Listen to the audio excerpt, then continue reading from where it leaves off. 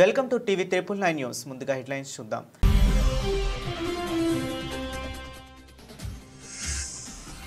Bharat China దోస్తీపై Putin కీలక వ్యాఖ్యలు. అమెరికాకు గట్టి సంకేతాలు. కూటమిలో రష్యా కూడా భాగస్వామి అన్న రష్యా అధ్యక్షుడు.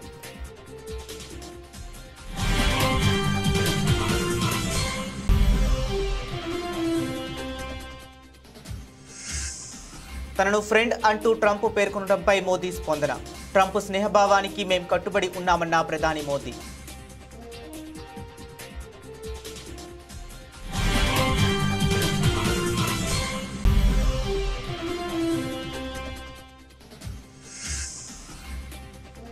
జీఎస్టీ సంస్కరణలపై ప్రతిపక్ష నేతలవి అవగాహన లేని విమర్శలు. కేంద్ర ఆర్థిక మంత్రి నిర్మలా ఫైర్.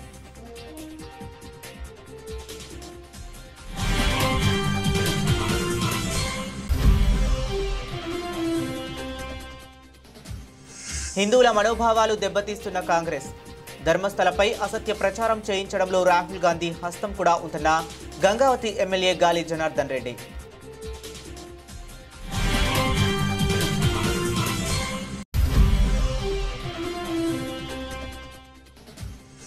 సీఎం రేవంత్ రెడ్డిని కలిసిన Indian army Pune southern command కు చెందిన general officer commanding in chief lieutenant general Dheeraj Seth నేతృత్వంలోని ప్రతినిధి బృందం.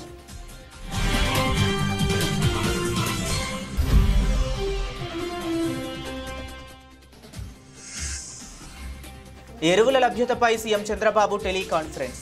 అధికారులకు కీలక ఆదేశాలు.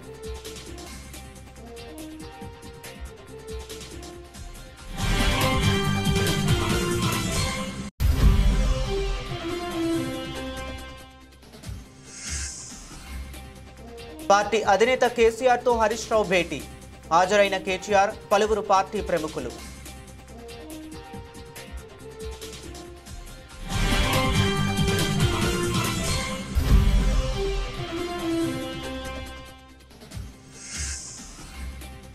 ప్రైవేటీకరణ పేరుతో వైద్య ఆరోగ్య రంగాన్ని నాశనం చేశారు. కూటమి ప్రభుత్వ తీరుపై తీవ్రంగా మండిపడ్డ మాజీ మంత్రి విడుదల రజని.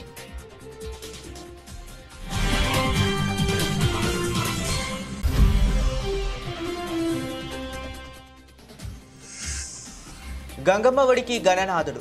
కన్నుల పండుగగా జరిగిన శోభాయాత్ర. జనసంద్రంగా మారిన హుస్సేన్ సాగర్ తీరం.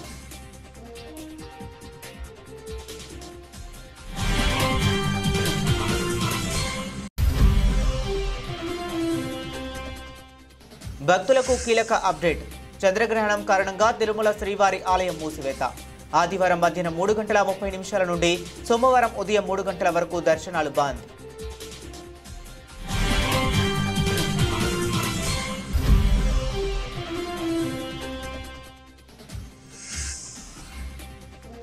ఆపరేషన్ సింధూర్ 3 రోజుల్లో ముగియలేదు. ఆర్మీ చీఫ్ సంచలన వ్యాఖ్యలు.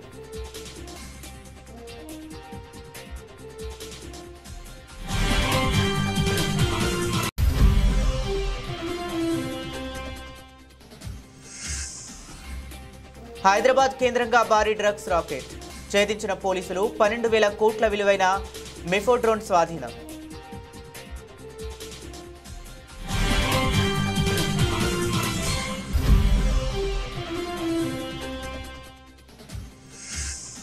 నెల రోజుల్లోనే 6,000కు పైగా పెరిగిన బంగారం ధర. 10,000కు పెరిగిన వెండి.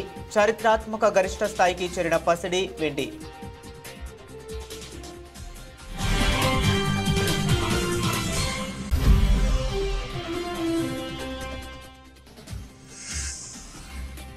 ఆసియా కప్లో భారత్ పాక్ మ్యాచ్ పై వీడిన ఉత్కంఠ.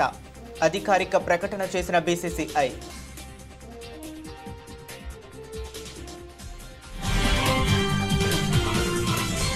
అంతర్జాతీయ రాజకీయ వేదికపై రష్యా అధ్యక్షుడు వ్లాదిమిర్ పుతిన్ తనదైన శైలిలో అమెరికాకు పరోక్షంగా గట్టి హెచ్చరికలు పంపారు. భారత్ చైనా మధ్య బలపడుతున్న స్నేహాన్ని ప్రస్తావిస్తూ ఈ కూటమిలో రష్యా కూడా భాగస్వామి అని స్పష్టం చేశారు. జంతువుల ప్రతీకలతో ఆయన చేసిన వ్యంగ్యాస్త్రాలు ఇప్పుడు ప్రపంచవ్యాప్తంగా చర్చాంశనీయమయ్యాయి. 2025 ఈస్టర్న్ ఎకనామిక్ ఫోరంలో ప్రసంగించిన పుతిన్ భారత్ చైనా సంబంధాలపై కీలక వ్యాఖ్యలు చేశారు. చైనాను డ్రాగన్తో, భారత్ను ఏనుగుతో పోలుస్తుంటారు. ఈ రెండూ కలిసి చేసే డ్రాగన్ ఏనుగు డాన్స్ ప్రపంచానికి మంచిదని చైనా అధ్యక్షుడు జిన్పింగ్ అన్నారు. అయితే మీడియా ఈ డ్యాన్స్కు రష్యా ప్రతీక అయిన ఎలుగుబంటిని కూడా జోడించింది అని పుతిన్ పేర్కొన్నారు. రష్యాకు ప్రతీకగా ఎలుగుబంటి ఉన్నప్పటికీ ఇది తూర్పు ప్రాంతం కాబట్టి ఇక్కడ అమూర్ పులి సైబీరియన్ టైగర్ అయితే మరింత బాగుండేదని ఆయన చమత్కరించారు. అనంతరం ఆయన అమెరికాను ఉద్దేశిస్తూ పరోక్షంగా చురకలు అంటించారు. అమెరికా జాతీయ చిహ్నమైన 2 తలల గద్ద గురించి ప్రస్తావిస్తూ అది ఎప్పుడూ తూర్పు పడమర వైపు చూస్తుంటుంది, కానీ ప్రపంచంలో దక్షిణం కూడా ఒకటి ఉందని దానికి గుర్తు చేయాలి అని అన్నారు. భారత్, చైనా వంటి వర్ధమాన దేశాలను గ్లోబల్ సౌత్గా వ్యవహరిస్తారు. ఈ దేశాల ప్రాధాన్యతను తక్కువగా అంచనా వేయొద్దని పుతిన్ ఈ వ్యాఖ్యల ద్వారా అమెరికాకు గట్టి సంకేతాలు పంపినట్లు అంతర్జాతీయ నిపుణులు విశ్లేషిస్తున్నారు. అమెరికా అధ్యక్షుడు డొనాల్డ్ ట్రంప్ చేసిన వ్యాఖ్యలపై భారత ప్రధాని నరేంద్ర మోదీ స్పందించారు. ట్రంప్ స్నేహపూర్వక భావనలను తాను పూర్తిగా గౌరవిస్తానని, వాటికి కట్టుబడి ఉంటానని మోదీ స్పష్టం చేశారు. ఇటీవలే భారత్, అమెరికా మధ్య వాణిజ్యపరమైన ఉద్రిక్తతలు పెరుగుతున్న నేపథ్యంలో ఇరు దేశాల అధినేతల మధ్య ఈ ఆసక్తికర సంభాషణ చోటు చేసుకుంది. అధ్యక్షుడు ట్రంప్ మా సంబంధాలపై చేసిన సానుకూల వ్యాఖ్యలను, ఆయన స్నేహ భావనను నేను మనస్ఫూర్తిగా అభినందిస్తున్నాను. వాటికి మేం పూర్తిగా కట్టుబడి ఉన్నాం. భారత్, అమెరికా మధ్య ఎంతో సానుకూలమైన భవిష్యత్తు ప్రణాళికలతో కూడిన వ్యూహాత్మక భాగస్వామ్యం ఉంది అని ప్రధాని మోదీ పేర్కొన్నారు. అంతకుముందు డొనాల్డ్ ట్రంప్ మాట్లాడుతూ ప్రధాని మోదీ తనకు ఎప్పటికీ స్నేహితుడేనని, ఇరు దేశాల మధ్య చాలా ప్రత్యేకమైన బంధం ఉందని అన్నారు. మోదీ గొప్ప ప్రధానమంత్రి, మేం ఎప్పుడూ స్నేహితులమే, కానీ ప్రస్తుత తరుణంలో ఆయన చేస్తున్న పని నాకు నచ్చడం లేదు. ఆయన ఆందోళన చెందాల్సిన అవసరం లేదు. మా మధ్య అప్పుడప్పుడు కొన్ని సమస్యలు వస్తుంటాయి అని ట్రంప్ వ్యాఖ్యానించారు. భారత్తో వాణిజ్య చర్చలు బాగానే సాగుతున్నాయని కూడా ఆయన తెలిపారు. ప్రతిపక్ష నేతలు జీఎస్టీపై ఏమాత్రం అవగాహన లేకుండా విమర్శలు చేస్తున్నారని కేంద్ర ఆర్థిక మంత్రి నిర్మలా సీతారామన్ మండిపడ్డారు. మన దేశంలో మెరుగైన ప్రతిపక్ష నేతల అవసరం ఉందని వ్యాఖ్యానించారు. చెట్ల నరికివేతకు వ్యతిరేకంగా ప్రజా ఉద్యమాలు వచ్చిన తరహాలో దేశంలో మెరుగైన ప్రతిపక్ష నేతల కోసం ఉద్యమం రావాల్సి ఉందని పేర్కొన్నారు. కాంగ్రెస్, ఇతర ప్రతిపక్షాలపై నిర్మలా విమర్శలు గుప్పించారు. జీఎస్టీ ప్రవేశపెట్టిన మొదట్లో 4 స్లాబులు పెట్టడం తప్పు అని, తాము చెప్పినట్టే ఇప్పుడు 2 స్లాబులకు తగ్గించారని కాంగ్రెస్ చెప్పడం తప్పు. జీఎస్టీ తేవటం, పన్ను స్లాబుల నిర్ధారణ బీజేపీ ఒక్కదాని నిర్ణయం కాదు. అప్పటి కాంగ్రెస్, ఇతర ప్రతిపక్షాలు పాలిస్తున్న రాష్ట్రాల ఆర్థిక మంత్రులతో కూడిన సాధికార కమిటీ నిర్ణయం తీసుకున్నది. అప్పటి పశ్చిమ బెంగాల్ ఆర్థిక మంత్రి అసీం దాస్ గుప్తా అధ్యక్షతన జరిగిన విస్తృత స్థాయి చర్చల్లోనే 4 స్లాబులను నిర్ణయించారు. ఇది ప్రతిపక్షాలకు తెలియదా, అవగాహన లేదా? ఒకవేళ మేం తప్పు చేసి ఉంటే క్షమాపణ చెప్పడానికి నేను సిద్ధం, కానీ ప్రతిపక్షాల ఆరోపణలన్నీ అవాస్తవం. విషయం ఏమిటనేది అర్థం కానప్పుడు ఏమీ మాట్లాడకుండా ఉంటే మంచిది అని మండిపడ్డారు. ప్రతిపక్ష నేతల వ్యాఖ్యలు ప్రజలను తప్పుదారి పట్టించేలా, దేశానికి హాని చేసేలా ఉన్నాయని, అది మంచిది కాదని పేర్కొన్నారు. జీఎస్టీ స్లాబుల తగ్గింపు, రేట్ల మార్పు, ప్రజా సంస్కరణలని, వాటి ప్రయోజనం ప్రతి కుటుంబానికి దక్కుతుందని నిర్మలా సీతారామన్ చెప్పారు. ఈ ప్రయోజనాలు ప్రజలకు అందేలా తాను వ్యక్తిగతంగా కూడా పర్యవేక్షిస్తానని తెలిపారు.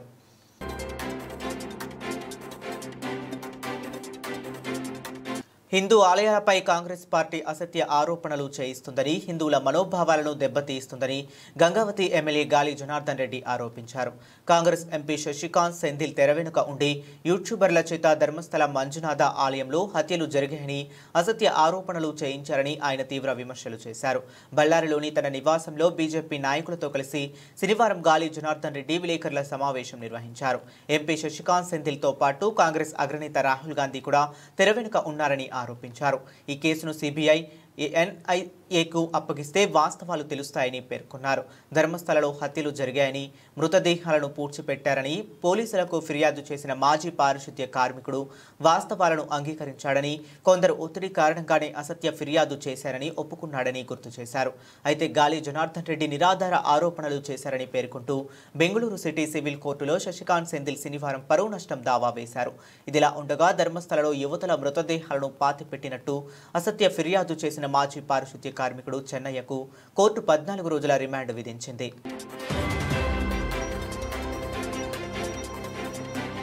ముఖ్యమంత్రి రేవంత్ రెడ్డిని ఇండియన్ ఆర్మీ పూణే సదరన్ కమాండ్కు చెందిన general officer commanding in chief lieutenant general Dheeraj Seth గారి నేతృత్వంలో ప్రతినిధి బృందం మర్యాదపూర్వకంగా కలిసింది. దక్షిణ Bharat area GOC manager general RN Srinivas గారు, GOC Telangana Andhra Pradesh major general Ajay Mishra గారు ముఖ్యమంత్రిని కలిసి వారిలో ఉన్నారు. రాష్ట్రంలో రైతులు ఎరువుల కోసం ఎలాంటి ఇబ్బందులు పడకూడదని, వాటి సరఫరాను ఎప్పటికప్పుడు పర్యవేక్షించాలని ముఖ్యమంత్రి చంద్రబాబు అధికారులను ఆదేశించారు. ఎరువుల లభ్యత, సరఫరా అంశంపై ఆయన శనివారం జిల్లా కలెక్టర్లు, ఎస్పీలు, వ్యవసాయ శాఖ ఉన్నతాధికారులతో టెలికాన్ఫరెన్స్ నిర్వహించారు. ఈ సందర్భంగా రాష్ట్రంలో ఎరువుల నిల్వలపై సమీక్షించి క్షేత్రస్థాయిలో తీసుకోవాల్సిన చర్యలపై స్పష్టమైన ఆదేశాలు జారీ చేశారు.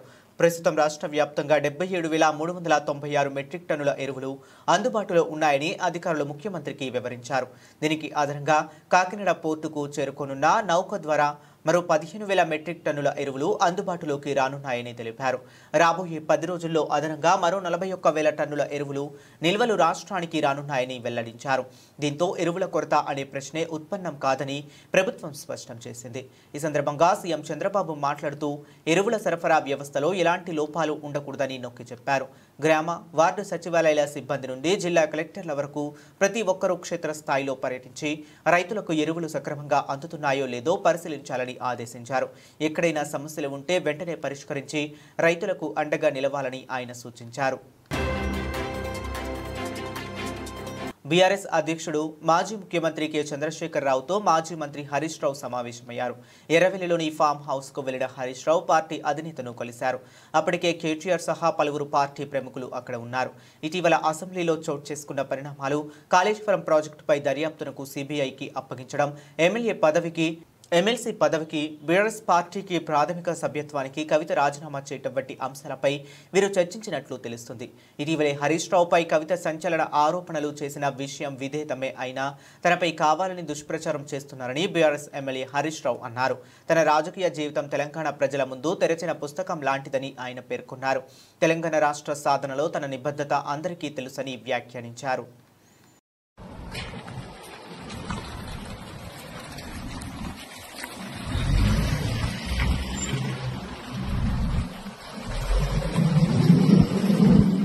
వైఎస్ జగన్మోహన్ రెడ్డి హయాంలో మొదలుపెట్టిన 17 ప్రభుత్వ వైద్య కళాశాలలను ప్రైవేటీకరణ చేయడం ద్వారా వైద్య ఆరోగ్య రంగంలో రాష్ట్ర ప్రజలకు చంద్రబాబు తీరని ద్రోహం చేస్తున్నారని మాజీ మంత్రి విడుదల రజని ఆగ్రహం వ్యక్తం చేశారు. తాడేపల్లి వైఎస్ఆర్ కాంగ్రెస్ పార్టీ కేంద్ర కార్యాలయంలో మీడియాతో మాట్లాడుతూ ఆరోగ్యశ్రీ అంటే దివంగత నేత వైఎస్ఆర్ మాత్రమే అని గుర్తుకు వస్తారని, ఆ తరువాత వైఎస్ జగన్మోహన్ రెడ్డి హయాంలో చేపట్టిన నాడు నేడు నూతన వైద్య కాలేజీ నిర్మాణం రాష్ట్ర చరిత్రలో స్థిరస్థాయిగా నిలిచిపోతుందని స్పష్టం చేశారు. ప్రజల్లో ఆ మంచి పేరును చెరిపివేయాలన్న కుట్రతో పాటు ఇన్సూరెన్స్ పేరుతో తమ వారికి కట్టబెట్టడానికి కూటమి ప్రభుత్వం ప్రైవేటీకరణకు పాల్పడుతుందని మండిపడ్డారు. మనము ఒక గవర్నమెంట్ మెడికల్ కాలేజ్లో మనకు అఫిలియేట్ అయినటువంటి బోధన హాస్పిటల్ ఏదైతే ఉంటుందో ఆ గవర్నమెంట్ బోధన హాస్పిటల్కి ఒక రోగి, ఒక పేదవాడు ఆ హాస్పిటల్కి వస్తే అక్కడ మన జగనన్న హయాంలో చూస్తే అక్కడ ఆ వచ్చినటువంటి ఆ పేదవాడికి ఓపీ ఫ్రీ, ఆ తర్వాత డాక్టర్ కన్సల్టేషన్ ఉంటుంది, అది ఫ్రీ. ఆ డాక్టర్ కన్సల్టేషన్ తర్వాత ఆ రోగికి ఏదైనా మందులు రాస్తే ఆ మందులు ఫ్రీ. లేదు ఏదన్నా టెస్టులు చేసుకోమని అతనికి ఉన్నటువంటి పరిస్థితి వల్ల ఓ సిటీ స్కానో, ఓ ఎంఆర్ఓయో, ఒక ఎక్స్రేయో లేదా ఏదైనా బ్లడ్ టెస్టులు ఏదైనా చేసుకోమంటే అవి ఫ్రీ. ఆ టెస్టుల తర్వాత ఆ రిపోర్ట్ తీసుకొని మళ్ళీ రీకన్సల్టేషన్కి వెళ్తే ఆ రీకన్సల్టేషన్ ఫ్రీ. లేదు మందులు వేసుకుంటే సరిపోతుంది, లేదంటే ఏదైనా సర్జరీ చేయాలో లేదా ఆపరేషన్ చేయాలో ఏదైనా థెరపీ చేయాలో ఏదైనా చెప్పినా ప్రతి అక్కడున్నటువంటి ఏ ట్రీట్మెంట్ ఆ డాక్టర్ సజెస్ట్ చేసినా కూడా అది ఫ్రీయే. అక్కడ ఆ పేదవాడికి ఒక్క రూపాయి కూడా తన సొంత ఖర్చు లేదు, తన మీద ఏ భారం పడట్లేదు. ప్రభుత్వంగా జగనన్న తీసుకున్నటువంటి బాధ్యత. ఈ రోజున చంద్రబాబు నాయుడు గారి నాయకత్వంలోని కూటమి ప్రభుత్వం వచ్చాక ఇవన్నీ మీరు అమ్మకానికి పెట్టి ఈ రోజున పరిస్థితి ఏంటి? ఈ రోజున ఈ విధంగా ప్రైవేటైజేషన్ పద్ధతిలో అశేష భక్తకోటి పూజలు అందుకున్న వినాయకుడు గంగమ్మ ఒడికి చేరాడు. నామస్మరణ, భజనలు, కోలాటాలు, నృత్యాల నడుమ వెళ్లిరా గణేష అంటూ భక్తులు ఘనంగా వీడ్కోలు పలికారు. రాష్ట్ర వ్యాప్తంగా శనివారం గణేష్ నిమజ్జనం ప్రశాంతంగా జరిగింది. ఎక్కడికక్కడ అధికారులు పకడ్బందీగా ఏర్పాట్లు చేశారు. స్థానిక చెరువులు, వాగుల్లో వినాయక నిమజ్జనాలు నిర్వహించారు. హైదరాబాద్లో హుసేన్ సాగర్, ఇతర చెరువులతో పాటు 74 కృత్రిమ కొలనుల్లో నిమజ్జనం కొనసాగింది. హుసేన్ సాగర్ తీరం జనసంద్రంగా మారింది. శోభాయాత్ర మార్గాల్లో భక్తుల కోసం తాగునీరు, పులిహోర, పొంగల్, పూరీలు, గుగ్గిళ్లు వంటి ప్రసాదాలు అందజేశారు. ఖైరతాబాద్ మహాగణపతిని శనివారం తెల్లవారుజామున 5:15 వాహనంపైకి చేర్చారు. 7:41 శోభాయాత్ర ప్రారంభమవగా మధ్యాహ్నం 1:45 నిమజ్జనం పూర్తయింది. ముందుగానే ఆ ప్రాంతంలో పూడిక తీయటంతో 70 అడుగుల భారీ విగ్రహం ఈసారి పూర్తిగా నీట మునిగింది. కాగా ఈసారి ఖైరతాబాద్ మహాగణపతిని సుమారు 40 లక్షల మంది దర్శించుకున్నట్లు అంచనా వేస్తున్నారు. ఇక గ్రేటర్ హైదరాబాద్ పరిధిలో శనివారం సాయంత్రం వరకు 2.54 లక్షల విగ్రహాలు నిమజ్జనం పూర్తయిందని జీహెచ్ఎంసీ ప్రకటించింది.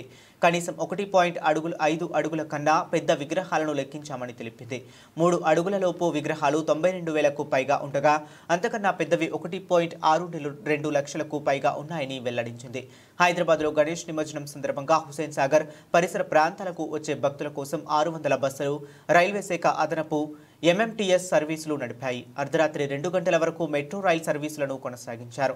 శోభాయాత్రల మార్గంలో ఎప్పటికప్పుడు వ్యర్థాలు తొలగించేందుకు సుమారు 15,000 మంది పారిశుద్ధ్య కార్మికులు విధులు నిర్వహించారు. సుమారు 30,000 మంది పోలీసులతో బందోబస్తు నిర్వహించారు. కాగా రాష్ట్ర వ్యాప్తంగా గణేష్ నిమజ్జనం ప్రశాంతంగా జరిగిందని డీజీపీ జితేందర్ తెలిపారు. రాష్ట్ర వ్యాప్తంగా వినాయక నిమజ్జనాన్ని డీజీపీ కార్యాలయంలో ఏర్పాటు చేసిన కంట్రోల్ రూమ్ నుంచి ఆయన పరిశీలించారు. గట్టి భద్రతా ఏర్పాట్లు చేశామని, డ్రోన్లతో పర్యవేక్షణ చేపట్టామని తెలిపారు. ఇక మంత్రి Ponnam Prabhakar, Hyderabad mayor Vijayalakshmi, DGP Jitender, police commissioner CV Anand ప్రత్యేక హెలికాప్టర్లో గణేష్ శోభాయాత్రలను నిమజ్జనాన్ని పరిశీలించారు. ప్రశాంతంగా నిమజ్జనం జరిపే ఏర్పాటు చేస్తా ఉన్నారు. ఇప్పటికే దాదాపు 2 లక్షల పైన నిమజ్జనం మొదటి తేదీ నుంచి ఇప్పటి వరకు విగ్రహాలు ఏర్పాటు చేసుకునే వాళ్ళ నిమజ్జనం జరిగింది. అన్ని కూడా ఇవాళ గతంలో ఒక్కొక్కసారి 2-3 రోజులు పట్టేది ఉండేది. 2 గంటలు 48 గంటలు కంటిన్యూ ప్రాసెస్ చేసేవాళ్ళు. బట్ కట్ ఆఫ్ డేట్ ఇవాళ 12 అయిపోయి రేపు పొద్దున మళ్ళా జనజీవన ప్రవర్తి యథావిధిగా నడవాలనేది అంటే పర్వాలేదు ఈసారి. కానీ లేకపోతే యథావిధిగా పోయిన సంవత్సరం వెరీ నెక్స్ట్ డే ఆఫీస్ కార్యక్రమాలు కూడా సెక్రటరేట్ నాటి మళ్ళీ నడవాలి అనేటువంటి విధంగా నిర్దేశించడం జరిగింది. ఇప్పుడు కూడా అదేమైనటువంటి విషయంగా వెంటనే ఆ యొక్క ట్యాంక్ బండ్లో ఉన్నది క్లియర్ చేయడం కావచ్చు, మళ్ళీ విగ్రహాలు ఏర్పాటు చేసే అంశం కావచ్చు, అన్ని రకాల ఏర్పాట్లు కూడా డిస్ట్రిక్ట్ అంతా అడ్మినిస్ట్రేషన్ అంతా కూడా స్టేట్ లెవెల్లో గౌరవ చీఫ్ మినిస్టర్ గారి పర్యవేక్షణలో సజావుగా కొనసాగింది. చంద్రగ్రహణం కారణంగా తిరుమల శ్రీవారి ఆలయాన్ని ఆదివారం మధ్యాహ్నం నుండి మూసివేస్తున్నారు. దాదాపు 12 గంటల పాటు స్వామివారి దర్శనం భక్తులకు నిలిచిపోనుంది. గ్రహణం ముగిసిన తరువాత సోమవారం వేకువజామున తలుపులు తిరిగి తెరుచుకోనున్నాయి. ఆదివారం రాత్రి 9:50 ప్రారంభమయ్యే చంద్రగ్రహణం సోమవారం తెల్లవారుజామున 1:31 ముగియనుంది. తిరుమల ఆలయ సాంప్రదాయం ప్రకారం గ్రహణానికి సుమారు 6 గంటల ముందుగా అంటే ఆదివారం మధ్యాహ్నం 3:30 ఆలయ ద్వారాలను మూసివేయాలని అధికారులు నిర్ణయించారు. సోమవారం ఉదయం 3 గంటలకు సుప్రభాత సేవతో ఆలయాన్ని తెరిచిన అనంతరం ఆలయ శుద్ధి, పుణ్యాహవాచనం వంటి కాంకర్యాలు చేపడతారు. అదేవిధంగా తోమాల, కొలువు, అర్చన వంటి సేవలను ఏకాంతంగా నిర్వహించిన తరువాత ఉదయం 6 గంటల నుండి భక్తులకు సర్వదర్శనానికి అనుమతించనున్నట్లు టీటీడీ అధికారులు తెలిపారు.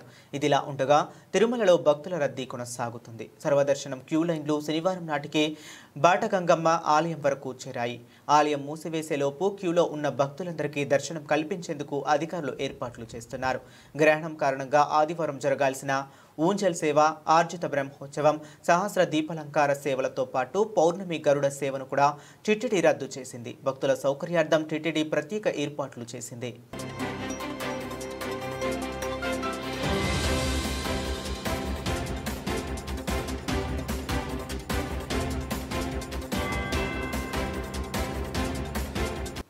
జమ్మూ కాశ్మీర్లోని పెహల్గాం ఉగ్రదాడికి ప్రతీకారంగా భారత సైన్యం మే 7న చేపట్టిన ఆపరేషన్ సింధూర్ గురించి army chief general Upendra Dwivedi కీలక విషయాలు వెల్లడించారు. అందరూ భావిస్తున్నట్లుగా ఈ ఆపరేషన్ కేవలం 3 రోజులలో ముగియలేదని, చాలా కాలం పాటు కొనసాగిందని ఆయన స్పష్టం చేశారు. నిన్న న్యూఢిల్లీలో జరిగిన ఒక పుస్తకావిష్కరణ కార్యక్రమంలో ఆయన ఈ వ్యాఖ్యలు చేశారు. మే 10 నాటికి ఆపరేషన్ సింధూర్ ముగిసిందని మీరు అనుకోవచ్చు, కానీ అది నిజం కాదు. ఆ తర్వాత కూడా ఇది చాలా కాలం పాటు కొనసాగింది. ఎన్నో కీలక నిర్ణయాలు తీసుకోవాల్సి వచ్చింది. దీనికి మించి మరిన్ని వివరాలు ఇక్కడ పంచుకోవటం కష్టం అని జనరల్ ద్వివేది వివరించారు. Orchestration of the three forces. It also meanders through the so-called grey zone, which in IIT Madras I said they're playing chess, or a wide river with a dense fog, which entails decision dilemma at every stage. That is starting from 23rd April till 16th May. You may be thinking the 10th May the war finished. No, it continued for a long time because so many decisions were to be taken. And beyond that, of course, it will be difficult for me to share here. So when to start, when to stop, how much to apply in terms of time, space and resources, and how much or what is the definition of calibrated. All these things are something which we kept on discussing at every point of time. Why? Because this time there were no precedences. Though, of course, I can say that I spoke to many veterans on 22nd April and 23rd April. I was speaking to so many people, including those. Hyderabad శివార్లలోని Cherlapally పారిశ్రామిక ప్రాంతం కేంద్రంగా నడుస్తున్న అతిపెద్ద drugs రాకెట్ను Mumbai పోలీసులు ఛేదించారు. ఓ రసాయన factory ముసుగులో మాదక ద్రవ్యాలు తయారు చేస్తున్న ఈ ముఠా గుట్టును రట్టు చేసి సుమారు 12,000 కోట్ల విలువైన మెఫ్రెడిన్ డ్రగ్ను, ముడి రసాయనాలను స్వాధీనం చేసుకున్నారు. వివరాల్లోకి వెళితే మహారాష్ట్రకు చెందిన మీరా భయందర్ వసాయి విరార్ పోలీసులకు కొన్నాళ్లుగా ఓ డ్రగ్స్ ముఠాపై నిఘా పెట్టారు. ఈ క్రమంలో తమ గూఢాచారులను రంగంలోకి దించి వారాల పాటు రహస్య ఆపరేషన్ నిర్వహించారు. ముఠా మూలాలు హైదరాబాద్లోని చర్లపల్లిలో ఉన్నట్లు పక్కా సమాచారం అందుకున్న పోలీసులు స్థానిక ఫ్యాక్టరీపై మెరుపు దాడి చేశారు. వాగ్దేవి ల్యాబ్స్ అనే నకిలీ లైసెన్స్తో నడుపుతున్న ఈ ఫ్యాక్టరీలో అత్యాధునిక పరికరాలతో భారీ ఎత్తున డ్రగ్స్ తయారు చేస్తున్నట్లు గుర్తించారు. ఈ దాడిలో ఫ్యాక్టరీ యజమాని రసాయన నిపుణుడైన శ్రీనివాస్తో పాటు అతని సహచరుడు తానాజీ పాటే, ఓ విదేశీయుడు సహా మొత్తం 12 మందిని పోలీసులు అరెస్ట్ చేశారు. నిందితుల నుండి ప్రాథమికంగా 100 గ్రాముల యాంటీ డ్రగ్స్ మరియు 25 లక్షల నగదును స్వాధీనం చేసుకున్నారు. ఫ్యాక్టరీలో జరిపిన సోడాలలో డ్రగ్స్ తయారీకి వినియోగించే సుమారు 32,000 లీటర్ల రసాయనాలతో పాటు భారీ ఉత్పత్తి యూనిట్లను సీజ్ చేశారు.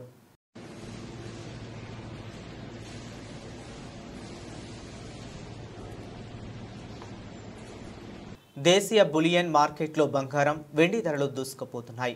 నెల రోజుల వ్యవధిలోనే ధరలు కొనుగోలుదారులకు అందుబాటులో లేకుండా ఆకాశాన్నంటాయి.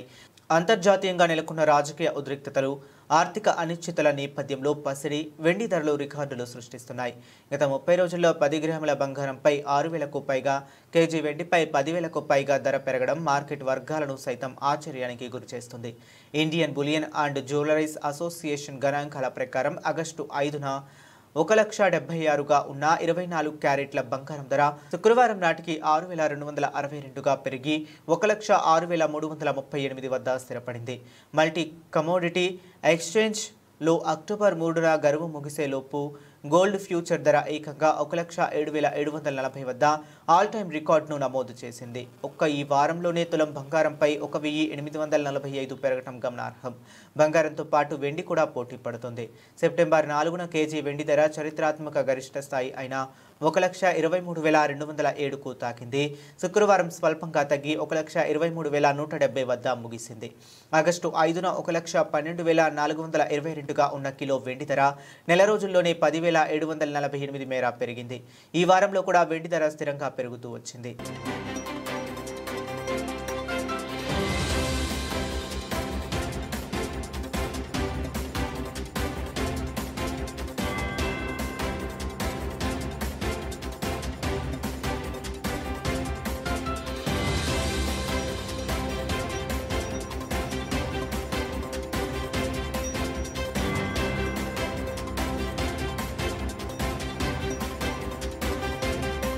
ఆసియా కప్లో చిరకాల ప్రత్యర్థి పాకిస్తాన్తో టీమిండియా తలపడుతుందా లేదా అనే ఉత్కంఠకు తెరపడింది. ముందుగా నిర్ణయించిన షెడ్యూల్ ప్రకారమే సెప్టెంబర్ 14న దాయాదుల మధ్య మ్యాచ్ జరుగుతుందని భారత్ క్రికెట్ నియంత్రణ మండలి బీసీసీఐ స్పష్టం చేసింది. కేంద్ర ప్రభుత్వ క్రీడా మార్గదర్శకాలకు అనుగుణంగానే ఈ నిర్ణయం తీసుకున్నట్లు తెలిపింది. పహల్గామ్లో పాకిస్తాన్ ప్రేరేపిత ఉగ్రవాదులు జరిపిన దారుణ ఘటన తర్వాత పాకిస్తాన్తో క్రికెట్ సంబంధాలను పూర్తిగా తెంచుకోవాలని అభిమానులు, పలువురు మాజీ క్రికెటర్ల నుంచి తీవ్ర స్థాయిలో డిమాండ్లు వెల్లువెత్తాయి. ఈ నేపథ్యంలో యుఏఈ వేదికగా జరగనున్న ఆసియా కప్లో భారత్ పాక్ మ్యాచ్పై నీలినీడలు కమ్ముకున్నాయి. ఈ సందిగ్ధత నడుమ ఆగస్టులో కేంద్ర ప్రభుత్వం క్రీడా విధానంపై నూతన మార్గదర్శకాలను జారీ చేసింది. దీని ప్రకారం శత్రు దేశాలతో ద్వైపాక్షిక సిరీస్లు ఆడరాదని, అయితే ఆసియా కప్, ప్రపంచ కప్ వంటి బహుళ దేశాల టోర్నమెంట్లలో మాత్రం పాల్గొనవచ్చని సూచించింది. ఆసియా కప్ మల్టీనేషనల్ ఈవెంట్ కావడంతో టీమిండియా ఆడేందుకు మార్గం సుగమైంది. మరియు ఈ విషయంపై తాజాగా బీసీసీఐ కార్యదర్శి దేవజిత్ సైకియా మాట్లాడుతూ ప్రభుత్వ నిబంధనలకు అనుసరించి బీసీసీఐ నడుచుకుంటుంది. ఆసియా కప్లో భాగంగా టీమిండియా పాకిస్తాన్తో మ్యాచ్ ఆడుతుంది అని అధికారికంగా ప్రకటించారు. దీంతో అన్ని అనుమానాలకు తెరపడినట్లయింది. యూఏఈ వేదికగా సెప్టెంబర్ 9 నుండి 28 వరకు ఆసియా కప్ 2025 జరగనుంది. భారత జట్టు తన తొలి మ్యాచ్ను సెప్టెంబర్ 10న యూఏఈతో ఆడనుంది. బులెటిన్ ముగించే ముందు మరొకసారి హెడ్లైన్స్ చూద్దాం.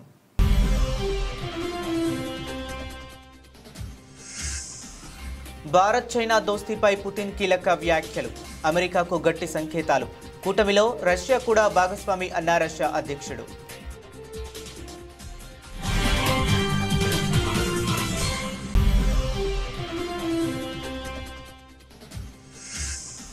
తనను ఫ్రెండ్ అంటూ ట్రంప్ పేర్కొనడంపై మోదీ స్పందన.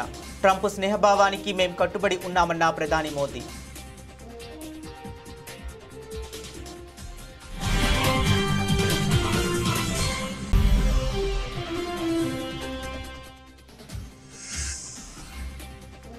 జీఎస్టీ సంస్కరణలపై ప్రతిపక్ష నేతలవి అవగాహన లేని విమర్శలు. కేంద్ర ఆర్థిక మంత్రి నిర్మలా ఫైర్.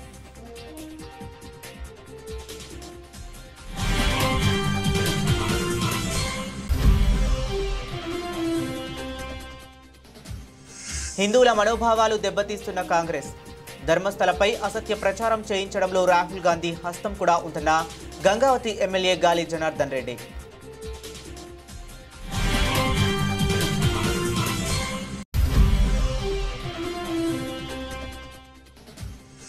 సీఎం రేవంత్ రెడ్డిని కలిసిన ఇండియన్ ఆర్మీ పూణే సదరన్ కమాండ్కు చెందిన general officer commanding in chief lieutenant general Dheeraj Seth నేతృత్వంలోని ప్రతినిధి బృందం.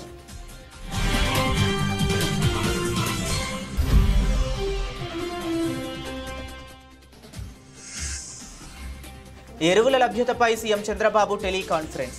అధికారులకు కీలక ఆదేశాలు.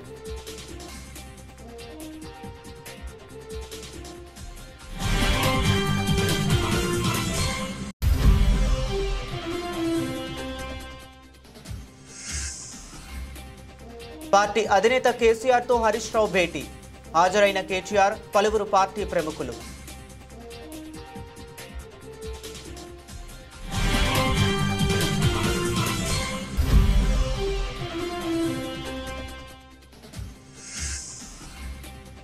ప్రైవేటీకరణ పేరుతో వైద్య ఆరోగ్య రంగాన్ని నాశనం చేశారు. కూటమి ప్రభుత్వ తీరుపై తీవ్రంగా మండిపడ్డ మాజీ మంత్రి విడుదల రజని.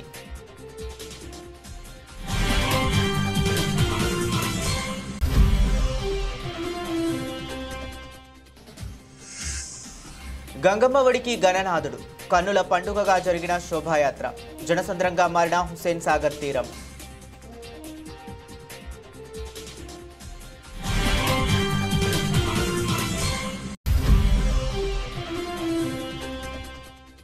భక్తులకు కీలక అప్డేట్. చంద్రగ్రహణం కారణంగా తిరుమల శ్రీవారి ఆలయం మూసివేత. ఆదివారం మధ్యాహ్నం 3:30 నుండి సోమవారం ఉదయం 3 గంటల వరకు దర్శనాలు బంద్.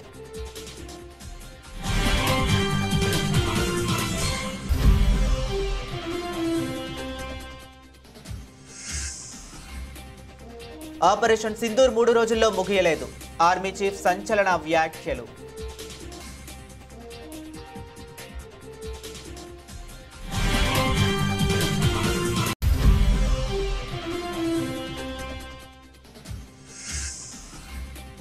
హైదరాబాద్ కేంద్రంగా భారీ డ్రగ్స్ రాకెట్.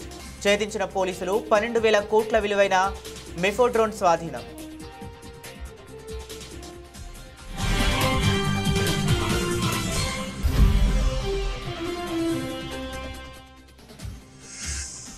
నెల రోజుల్లోనే 6,000కు పైగా పెరిగిన బంగారం ధర. 10,000కు పెరిగిన వెండి. చారిత్రాత్మక గరిష్ట స్థాయికి చేరిన పసిడి వెండి.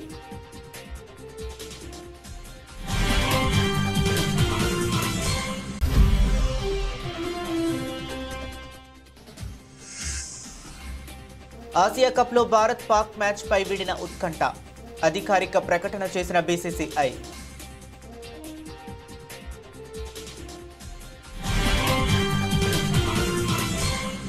ఇవి ఇప్పటివరకు ఉన్న అప్డేట్స్. మరిన్ని అప్డేట్స్ కోసం కీప్ వాచింగ్.